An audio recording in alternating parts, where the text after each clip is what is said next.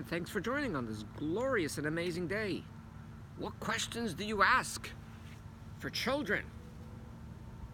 I've seen this too many times, and I wish I wouldn't see it in my mind, but I'm sure you'll know what I'm talking about. You walk into the room, and you see the 10-year-old spanking the 7-year-old, or any other age. The typical response saying, "Excuse me? You do not do that. You keep your hands just to yourself. You're going to your bedroom right now. How many times do I have to tell you not to hit? You have a mouth. Use your mouth. Communicate with words. Why are you hitting the sibling?" That's a reaction because subconsciously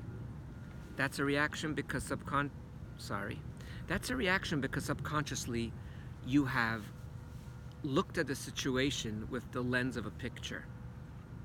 I know you're upset. It's very hard to see your 7-year-old get hurt.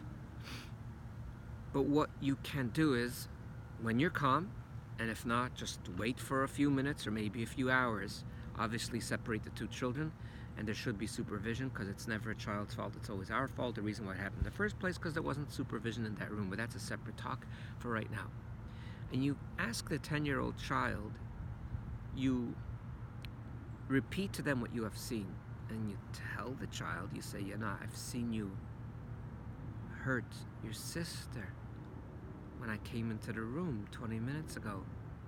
And the child will go, yeah, I did. Ask a question. You're inquiring not 7 pieces of the puzzle, you want 1,000 pieces. You want all of it. What's going on? The moment you say what's going on, the child knows that you're on their side. The child knows that you're gathering information. The child knows that you're not judging them. The child feels safe.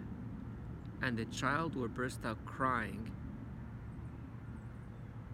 And there's 50 answers. I'm just going to share one. That whatever comes to mind first, that's what I share. Every single time I build something with Lego and I work so hard, she always comes and breaks it. And then when I tell you, you never listen. You just tell me to make another one. And I just finished building my fire station with my Lego. And she just came and just broke and started laughing. I'm sorry, ladies and gentlemen. I think that's a freaking valid complaint.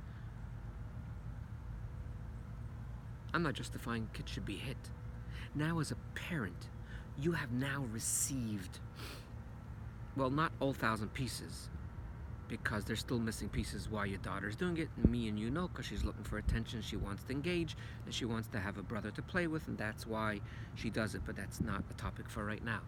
The bottom line is, look how we really mess up as parents unwillingly because we saw the 10-year-old hit the 7-year-old. In our minds, that was the picture. We yell at the child. We emotionally abuse the child.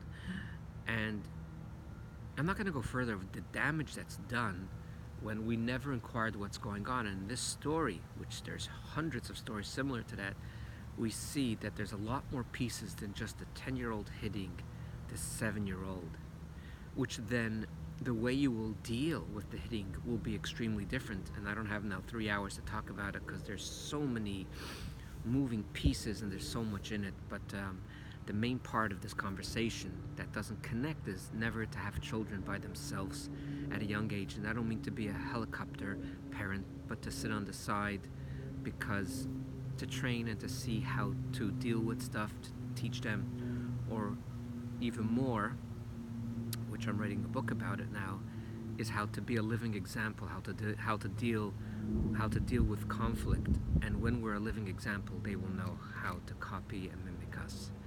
Thank you very much. So life is not a picture, it's always a puzzle, and it's our challenge and duty to always investigate the rest of the pieces before we come to a judgment, and definitely before we come to a consequence. Have yourself an awesome and delightful day.